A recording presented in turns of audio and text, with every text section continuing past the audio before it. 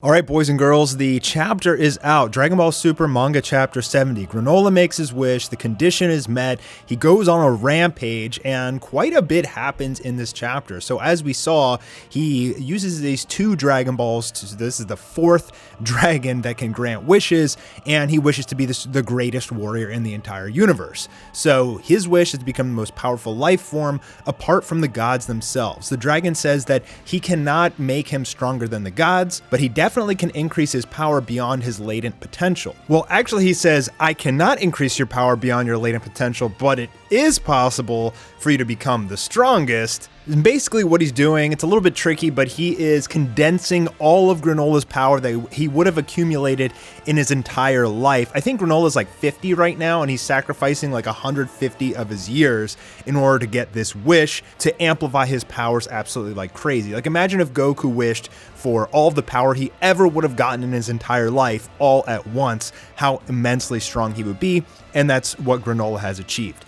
Now we move on to Beerus's planet, where Vegeta is practicing the Hakai, and in trying to destroy this little rock through his practice, he's actually accidentally using his ki to destroy it, and Beerus shows what it's like when he actually uses Hakai, God of Destruction energy, and it creates an insane explosion because it is erasing it from existence. That's what Hakai is doing. It's erasing from existence. It's not destroying. So the explosion effect is far superior. There's a little bit of an argument with the Oracle Fish over who is the strongest, and Whis and the Oracle Fish are saying that, you know, the strongest warrior will show up soon. We know that is going to be Granola. And with that, Vegeta actually takes this little pebble and he's actually able to use Hakai. So Vegeta has finally learned the Hakai, even though he used it only on a tiny little pebble. It's so strong it blew the Oracle Fish away.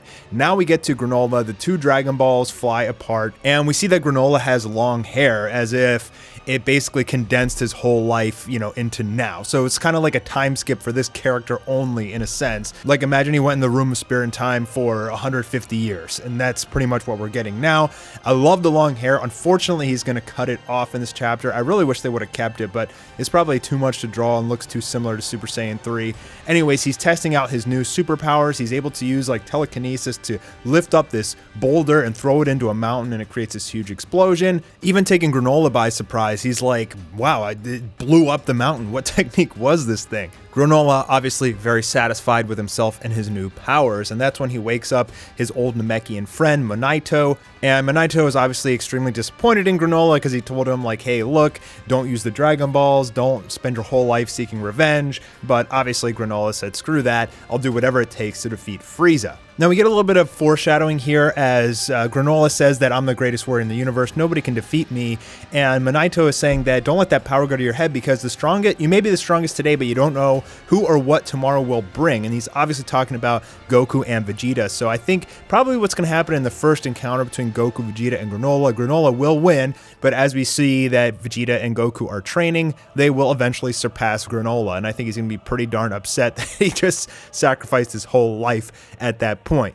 Now he's going to cut off his hair, and Whis is actually looking at him through his staff and I guess acknowledging what's happening, how this new super powerful warrior even came to be, but Whis isn't going to tell Goku and Vegeta yet, not in this chapter anyway, but we know from the end of this chapter that Granola will be seeking out Goku and Vegeta probably in the next chapter or two. So this is the really juicy part of the chapter. It's the Heaters versus Granola. Granola wants to come ask Elec where Frieza's location is. Apparently Granola got like some super powerful sensing boost. I don't know if he has to use his eye or he's just able to sense ki throughout the universe, but he was like searching throughout the universe for Frieza's ki. I mean, Goku can do that as well, so I guess it's really not outside the realm of possibilities, right? Granola's asking the Heaters, tell me where Frieza is, and this guy Oil, one of the Heaters, charges in and attacks Granola because he doesn't like his attitude, but we see Granola just super speed, just touches his finger on Oil's belly, and it actually just like sends him flying. Now Elec,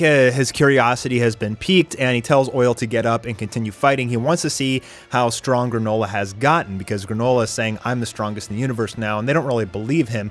But Elec has different plans. He's like the master manipulator. He's not really trying to destroy anyone per se. He's just trying to get his motives and his agenda through, which we'll see in this chapter. Is basically what he wants is he wants to get control of Frieza's army. So this guy Oil goes in, tries to attack Granolah some more, but he's going to get absolutely destroyed. Not only has Granolah gotten a tremendous power boost, but he's gained the speed to go along with it as well. Classic Dragon Ball trope. Here he's shooting out some beams of energy with his fingers. And it's not like he has Ultra Instinct or anything, but I think it's just his power level has gotten so tremendously high. Oil's getting completely stomped, and so Elec tells Mackie to join in, which is the female heater. And we actually get to see another one of Granola's abilities as Oil throws this huge piece of floor at Granolah. He just puts out his hand, and it's almost like he uses his Hakai. He like just turns this giant boulder into dust, which is pretty cool. So we're going to see a bunch of abilities. I guess not only did he get the power and speed increases, but he also got all the abilities that he would have learned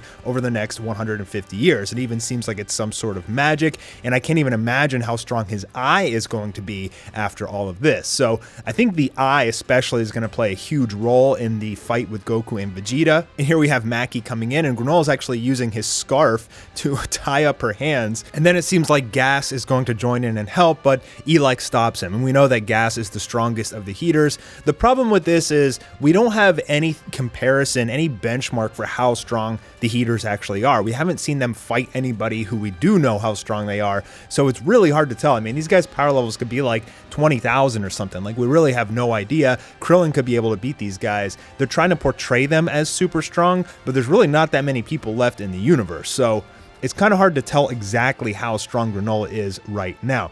Anyways, Elec tells Gas and everybody to stand down. He wants to figure out how strong Granolah got. Granolah eventually tells him it was the Dragon Balls, and Elec lies and says, we don't know where Frieza is just yet, so just hang tight, we'll figure it out and we'll tell you. But what he's actually going to do is he's going to pit Granolah against Goku and Vegeta. He knows Granolah has a grudge against Saiyans and Frieza, and he's worried that if Granolah takes out Frieza, then he'll be the new boss of the universe. And the heaters, their goal, at least Elec's, is to become the boss of the universe. He also wants Frieza's army, and he's a little worried that Granolah will not only take out Frieza, but also wipe out his army as well. So for now, he wants to kind of keep Frieza and his army safe. He can probably figure out another way to get around Frieza, and as he says, he's using Frieza as a business partner anyway. So it's not really his top priority to get rid of Frieza, but it is his top priority to get rid of Granolah, who's a sore thumb in his plans right now.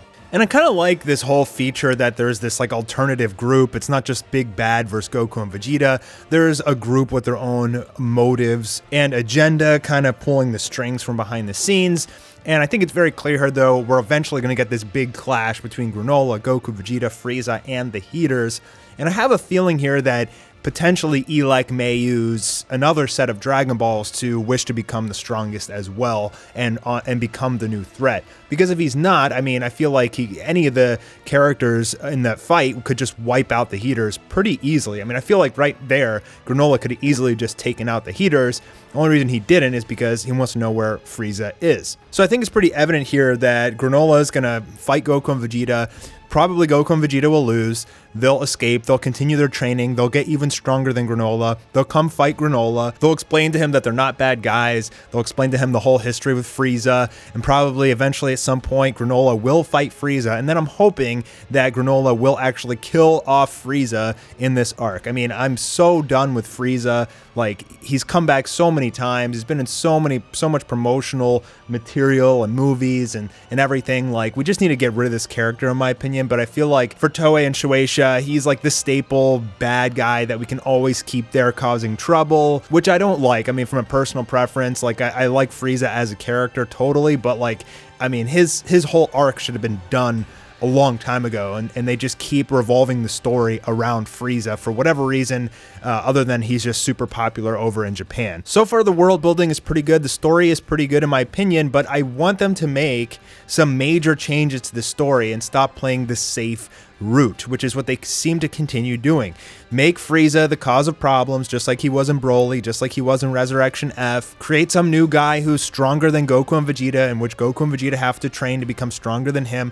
It's like the same story over and over again. What Dragon Ball fans want to see is something new and fresh. We want to see people die. We want to see changes to the story. We want to see things like Vegeta surpassing Goku for a little bit. But it's just like they're never going to give us any of this stuff. At least I don't think. So we're going to have to sit on our hands and wait for the next chapter. I think the battle will be pretty cool between Goku, Vegeta, and Granolah, because I know once Granolah removes his little eyepiece and starts using his sniping eye, he's going to be crazy strong. But like, I don't see Goku and Vegeta dying, It's just they're going to take the safe route, in my opinion, and you know, they're going to escape somehow, just like they did with Moro. They lost to Moro so many times and kept escaping and getting their health back and then fighting again. And you know, it's going to be. I have a feeling it's going to be very, very similar to the Moro arc until the end, until we get like this huge chaotic battle between the Heaters, Frieza, Granola, Goku, and Vegeta. I think we're going to see this huge kind of like war going on. We'll have to see when we get there. That's going to be definitely a few chapters from now, but I definitely think that there's going to be a lot of this back and forth with Goku and Vegeta losing, escaping, coming back to fight again, losing, escaping.